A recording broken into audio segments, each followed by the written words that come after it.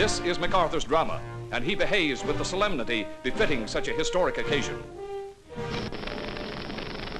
We are gathered here, representatives of the major warring powers, to conclude a solemn agreement whereby peace may be restored.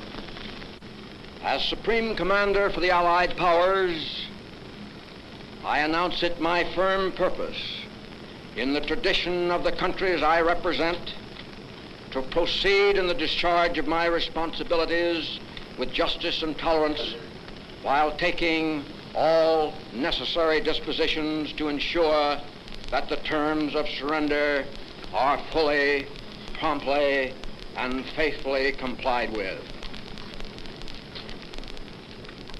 I now invite the representatives of the Emperor of Japan and the Japanese government and the Japanese Imperial General Headquarters to sign the instrument of surrender at the places indicated.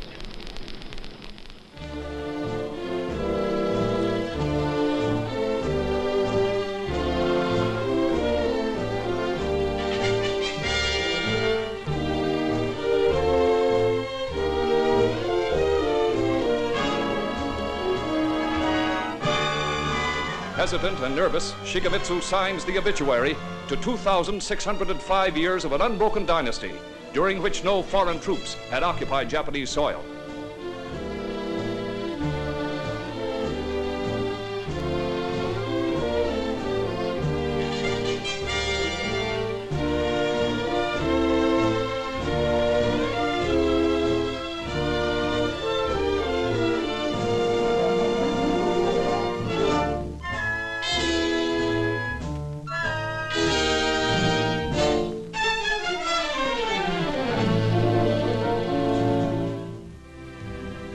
As Supreme Commander for all the Allied powers, General MacArthur, using a handful of fountain pens, signs the document of surrender. To General Jonathan Wainwright goes the first pen.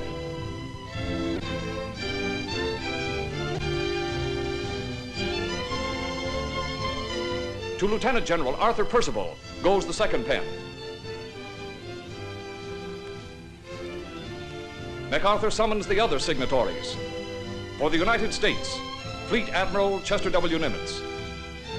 For China, General Xu Yongchang. For the United Kingdom, Admiral Sir Bruce Fraser. For the Soviet Union, Lieutenant General Kuzma Derivienko.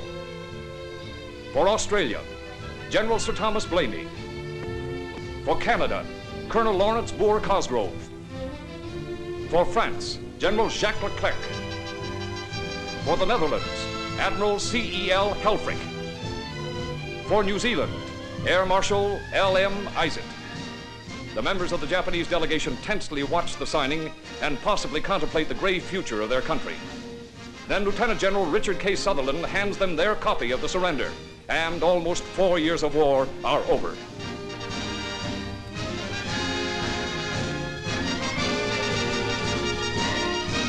Suddenly and symbolically, airplane motors throb in the sky. 400 B-29s and 1,500 fleet carrier planes rocket through the air. The commanders-in-chief of victorious navies and armies may be the ones who sign surrender documents, but they and the people of their countries are gratefully aware that it is you, the members of the armed forces, who have won the victories.